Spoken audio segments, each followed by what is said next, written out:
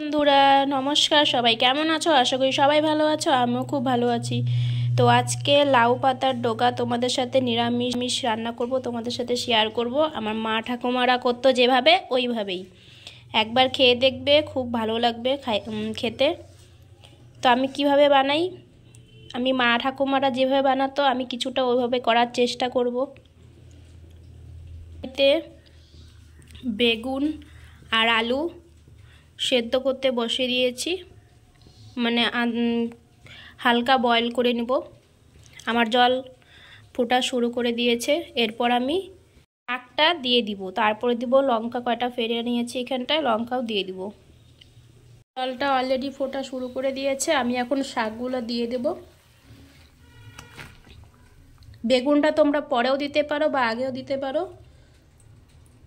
আমি আগেই দিয়ে দিচ্ছি আলুর সাথে। আমি শাকগুলো দিয়ে দিচ্ছি।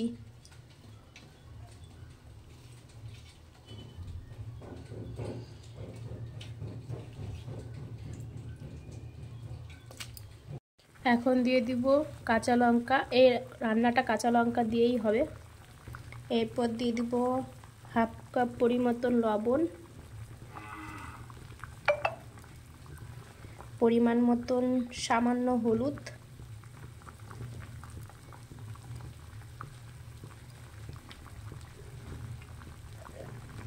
এখন এটা একটু ফুটুক।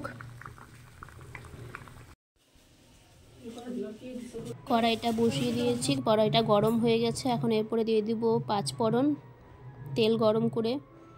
এরপর দিয়ে দেবো শুকনো লঙ্কা একটা ফোড়ন, তারপর ঢেলে রাখা শাকটা আমি এটাতে সম্বার দিয়ে দিব। সম্বার হয়ে গেছে, এখন আমি এটা ঢাইলে দিব। শাকটা তো সম্বার দেওয়া হয়ে গেছে। এভাবে আমার ঠাকুমা আমাকে করে খাওয়াতো, এত টেস্ট লাগতো, জানি না কিভাবে, খুবই টেস্ট লাগতো। সামান্য কিছু দেখলেই কত কিছু লাগলো, কোনো কিছুই তো লাগলো না। পুরো গরম তো, ওই জন্য পাত্রটা ধরতে পারি না, কাইটে নিয়ে তারপরে ঢাললাম এটা। এখন একটু ফুটতে দেবো 5 মিনিটের মতন, তারপরে নামাই নেব। তারপরে আমার তরকারি ডান। এটা একবার বাড়িতে করে দেখবেন, যারা নিরামিষ খায় তাদের খুবই ভালো লাগবে। তো আজকের জন্য এইটুকুই, আবার দেখা হবে নেক্সট ভিডিওতে। টাটা।